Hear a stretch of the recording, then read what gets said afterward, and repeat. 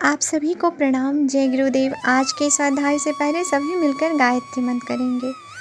ओम भूर्भुवः स्वः तत्सवितुर्वरेण्यं भर्गो देवस्य धीमहि धियो यो नः प्रचोदयात्। आज का विषय है गायत्री मंत्र किलित है। गायत्री उपासना के दो मार्ग हैं, एक देव मार्ग, दूसरा दैत्य मार्ग। एक को वैदिक, दूसरे को तांत्रिक कहते हैं। तंत्र शास्त्र का हर मंत्र किलित है, अर्थात प्रतिबंधित है। इस प्रतिबंध को हटाए बिना वे मंत्र काम नहीं करते। बंदूक का घोड़ा जाम कर दिया जाए तो उसे दबाने पर भी कारतूस नहीं चलता। मोटर की खिड़की लॉक कर देने पर वह तब तक नहीं खुलती जब तक उसका लॉक न हटा दिया जाए। तांत्रिक मंत्रों में विघातक शक्ति भी होती है। उनका दुरुपयोग करने पर प्रयुक्त को तथा अन्यों को हानि उठानी पड़ सकती है। अनधिकारी कुपात्र व्यक्तियों के हाथ में यदि महत्वपूर्ण क्षमता आ जाए तो वे आग के साथ खेलने वाले बालकों की तरह उसे नाश का निमित्त बना सकते हैं। इस तथ्य को ध्यान में रखते हुए भगवान शंकर ने समस्त तांत्रिक मंत्रों को किलित कर दिया। उत्कीलन होने पर ही वे अपना प्रभाव दिखा सकते हैं। तांत्रिक सिद्धि साधनाओं में उत्कीलन आवश्यक है। यह कृत्य अनुभवी गुरु द्वारा संपन्न होते हैं। किसी रोगी को क्या औषध किस मात्रा में देनी चाहिए, उसका निर्धारण कुशल चिकित्सक रोगी की स्थिति पर सूक्ष्म अध्ययन करने के उपरांत ही करते हैं। यही बात मंत्र साधना के संबंध में भी है। किसी साधक को किस मंत्र का उपयोग किस कार्य के लिए किस प्रकार करना चाहिए, इसका निर्धारण ही उत्कीलन है। यूँ प्रत्येक तंत्र विधान का एक उत्कीलन प्रयोग भी है। दुर्गा सप्तशती का पाठ आरंभ करने से पूर्व कवच, कीलन, अर्गल अध्ययनों का अतिरिक्त पाठ करना होता है।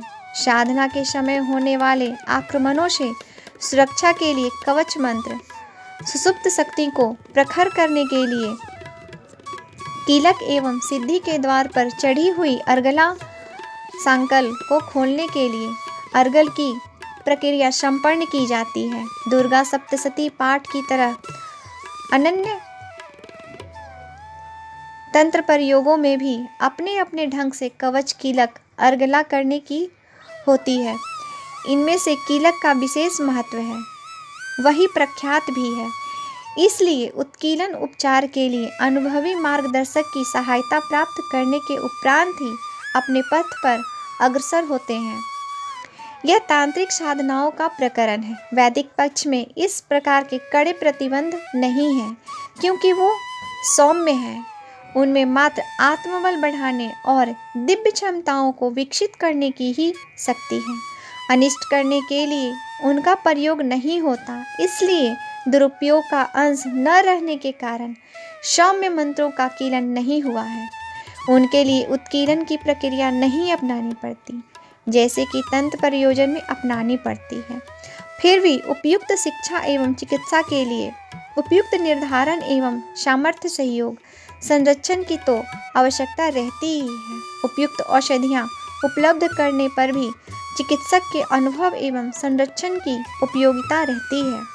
रोगी अपनी मर्जी से अपना इलाज करने लगे, विद्यार्थी अपने मन चाहे जिस क्रम से पढ़ने लगे तो उसकी सफलता वैसी नहीं हो सकती जैसी कि उपयुक्त सहयोग मिलने पर हो सकती है।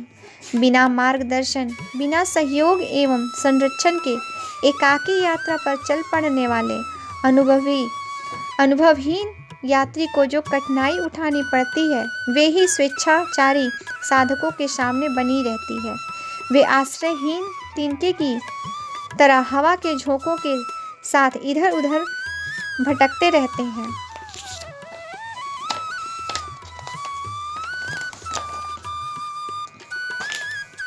इस दृष्टि में मार्गदर्शन इतनी मात्रा में तो सभी साधनाओं के लिए आवश्यक है कि उन्हें अनुभवी संरक्षण में संपन्न किया जाए।